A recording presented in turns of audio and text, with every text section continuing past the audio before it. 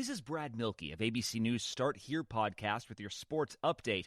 Down one star, the Golden State Warriors keep winning thanks to the rejuvenation of another. We'll explain coming up. Progressive presents an interview with your upstairs neighbor. My name's Barry. I live right above you. I don't host parties. I host after parties. They're like parties, only louder and nobody goes home. You can see right here I ripped out all the carpeting because it was holding me back with my pogo stick. Man's got a pogo. Oh, I'm a prankster. I'll grease up a soda can and then when somebody grabs it, boom! Progressive can't save you from your upstairs neighbor, but we can save you money when you bundle renters and auto insurance with us. Progressive Casualty Insurance Company, affiliates, and other insurers. Bundle discount not available in all states or situations. Warriors star Klay Thompson is out for the 2021 season with a torn Achilles tendon, but in his absence, two-time MVP Steph Curry has stepped up in a big way.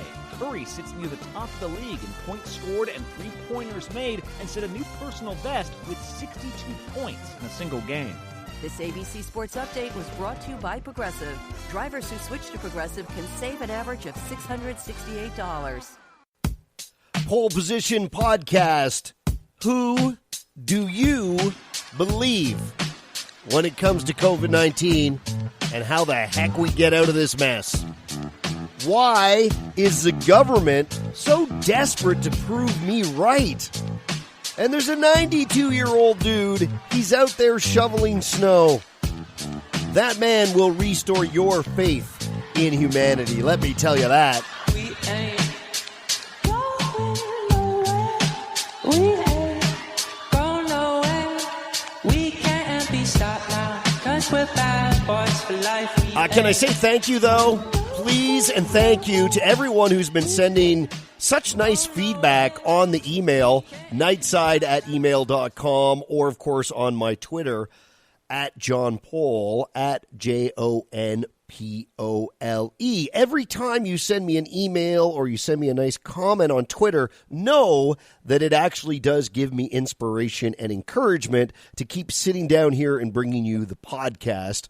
Because, you sit here and you don't know, do people like it? I see the downloads have been very impressive, but you just never know. Do they listen to one and never come back? So any kind of encouragement you give me, know that it does help keep me trucking. So thank you for that. Also, there was an article about me in the Toronto Star, which was very nice. I want to thank them. And, of course, I was on the Toronto Mic'd podcast, which is all about Toronto radio, specifically in the biz type stuff. But a lot of people took time to go listen to the Toronto Mic'd podcast and really seemed to like it. I shared some stories that I might not usually share here on the podcast. So if you can go give Toronto Mike some love, I'm sure he would appreciate that as well. So we got the COVID-19 deal. We're in the middle of the pandemic. And I ask you this, who in the heck do we believe? Who do we even trust anymore? Because as you hear more and more about the likelihood of a third wave, as you hear more about businesses starting up and then not starting up, as you hear some doctors say this and one doctor say that, I just gotta tell you, my head is spinning a little bit. A little bit of spinorama going on in my melon. Well, I saw this guy, Dr. Marty McCary. Now, Dr. Marty, he is a surgeon and a professor at the Johns Hopkins School of Medicine and the Bloomberg School of Public Health. Now, that sounds like it's kind of good. Sounds like he might be a guy that knows more than you, knows more than me. He's a surgeon. You can't become a surgeon without being a pretty smart dude. And, of course, Johns Hopkins School of Medicine, it's one of the finest on the planet, so clearly he's got to be doing something right. Well, here's what he said. This is from Newsweek. That's a publication that's serious. He says the coronavirus will be, quote, mostly gone by April. By April. Now, I'm not going to lie. I like what this guy's saying. He wrote an op-ed piece in the Wall Street Journal. Here's his argument. Half of the U.S. has already reached herd immunity because he says there have been more coronavirus cases in the country, possibly 6.5 times as many than the 28 million reported. His take is, look, more people had this than we knew. And when you look at the people that have had it, based on our rough calculations, we got some herd immunity going on. He says when you combine that with 15% of Americans who have already begun receiving the vaccine, normal life will likely return by spring. Now, again, I don't know which doctor I believe, but I kind of like Dr. Marty McCary. He's saying all the things I want to hear. He says there is a reason to think that the country is racing towards an extremely low level of infection. As more people have been infected, most of whom have had mild or no symptoms, there are fewer Americans left to be infected at the current trajectory. I expect COVID will be mostly gone by April, allowing Americans to resume their normal life. This is part of his argument, which, by the way, not everyone agrees with, but there is some common sense that could be applied to it.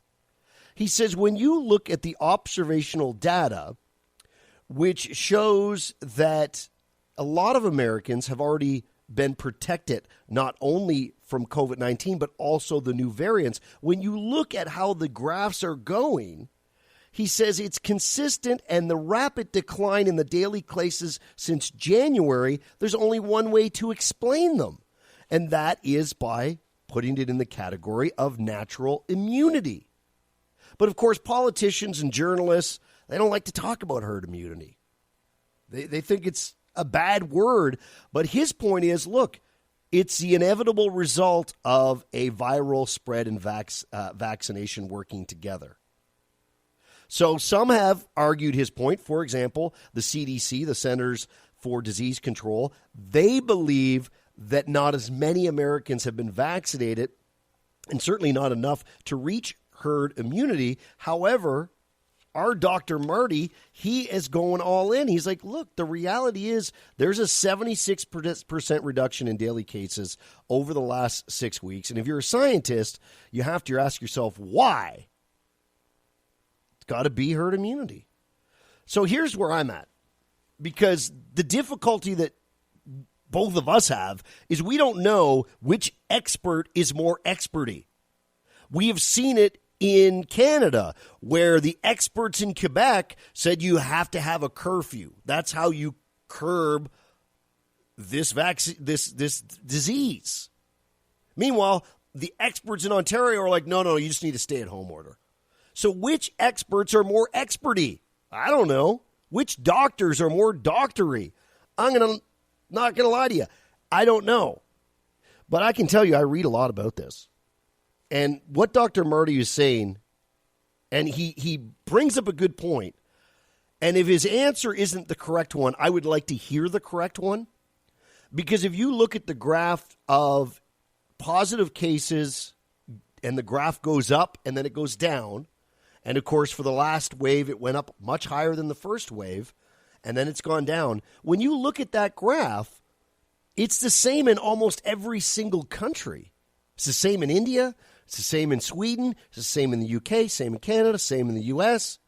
So there has to be some sort of explanation because we're not vaccinated to the same degree our friends in the United States are vaccinated. I don't know what vaccination's like in India compared to Sweden or even the UK. But yet that graph, they all look the same. So I don't know who to believe anymore. Maybe you know who to believe. But I boil it down to this. Marty's telling me what I want to hear. Marty's like, we'll be back to normal in April. And I'm like, Dr. Marty, I'm with you. Because you know what? I'm hoping for a back to normal kind of April. I could go for that. Could you go for that? I think we could all go for that. That's Dr. Marty. It was in Newsweek. He's an expert. It says it. I don't know which expert's more experty.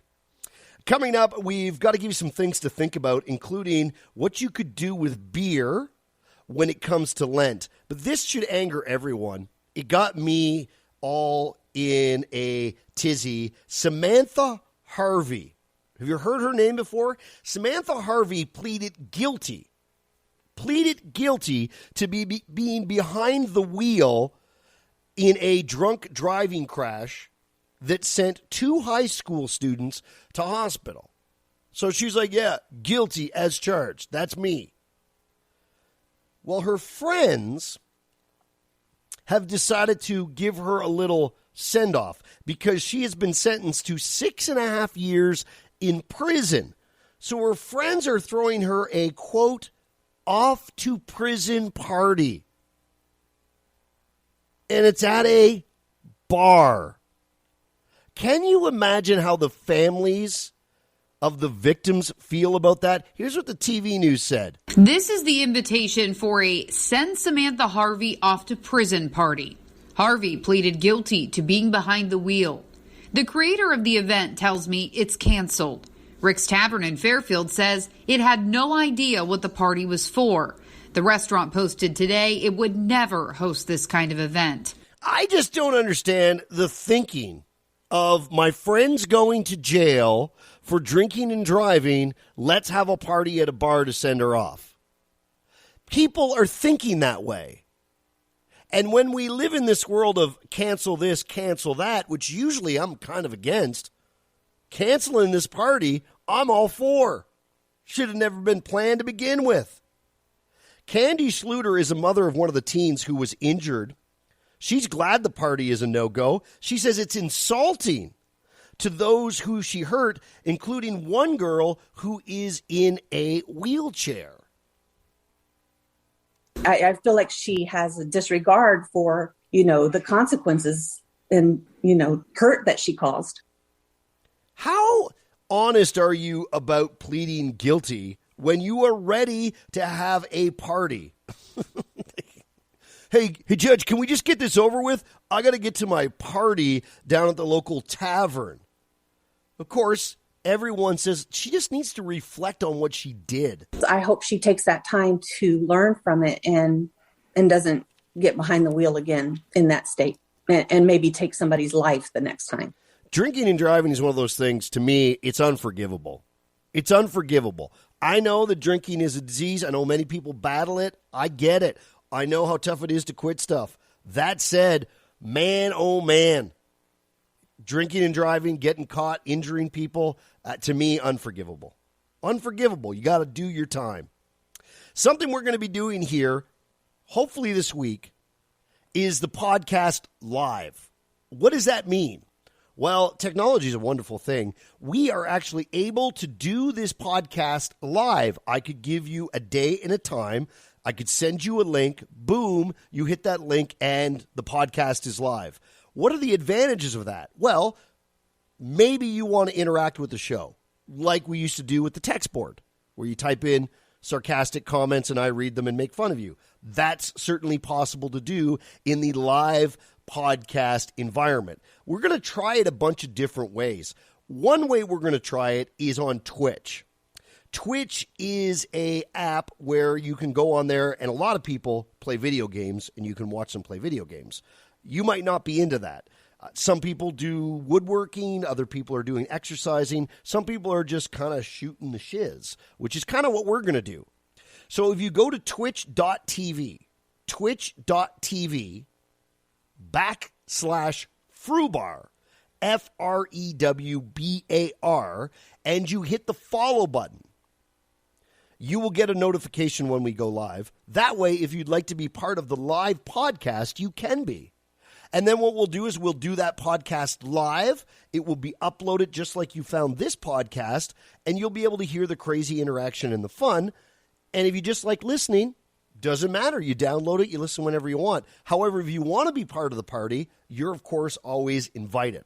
So one way we're going to try this is on the Twitch platform. Maybe next week we'll try it a different way. I think we're going to do that either Wednesday or Thursday of this week, and I am recording this podcast on a Monday. So go follow twitch.tv/Frubar, FREWBAR. You get your follow on, and then you'll get the notification when I go live. We'll do a whole bunch of fun stuff. It'll be goofy and crazy. All the things that you like, I think. Twitch.tv/Frubar. Lent. A lot of people give stuff up for Lent. Chocolate and food and snacks and, maybe beer and stuff. Well, this guy, he is going all in for Lent. Del Hall. Guys in Cincinnati. He's given up solid foods for 46 days in favor of beer. Mm-hmm.